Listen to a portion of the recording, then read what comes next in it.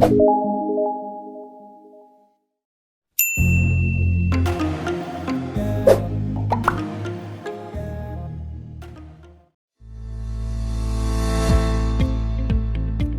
corona memang begitu mudah menular dan menyebar.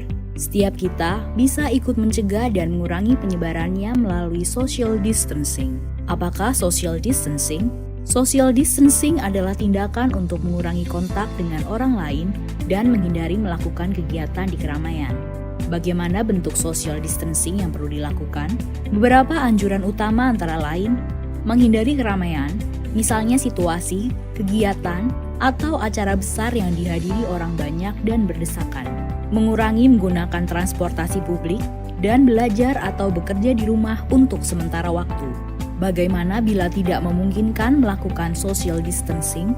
Dalam semua keterbatasan, kita semua tetap dapat melakukan social distancing walaupun terpaksa berkegiatan di luar rumah. Siapapun yang baru datang dari negara terpapar COVID-19 atau bila kita menunjukkan gejala sakit, disarankan untuk tidak keluar rumah selama 14 hari atau self-quarantine atau segera cari bantuan medis.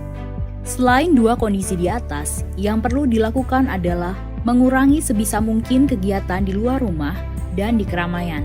Bila harus keluar rumah dan menggunakan kendaraan umum, perlu menghindari waktu ramai atau peak hours. Hindari menyentuh permukaan yang mungkin dipegang orang lain juga. Misalnya, pegangan tangga atau gagang pintu. Bila harus berpergian dengan pesawat, kereta, atau bus, cari tahu mengenai status keamanan tempat yang akan kita datangi.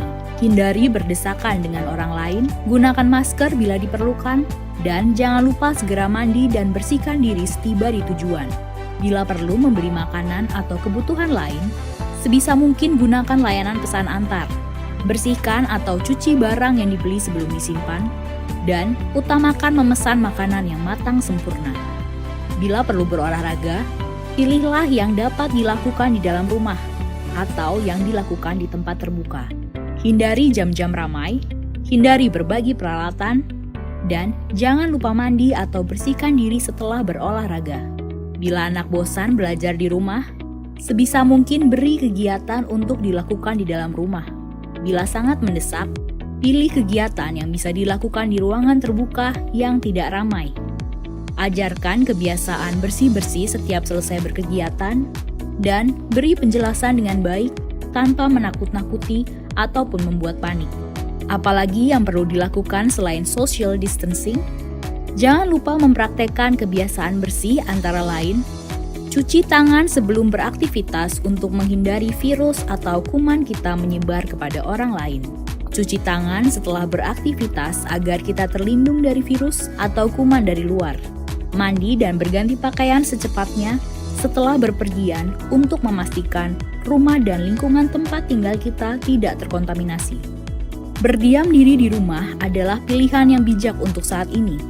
Namun demikian, social distancing bisa diterapkan di mana saja. Beri empati kepada saudara-saudara kita. Kondisi masing-masing berbeda.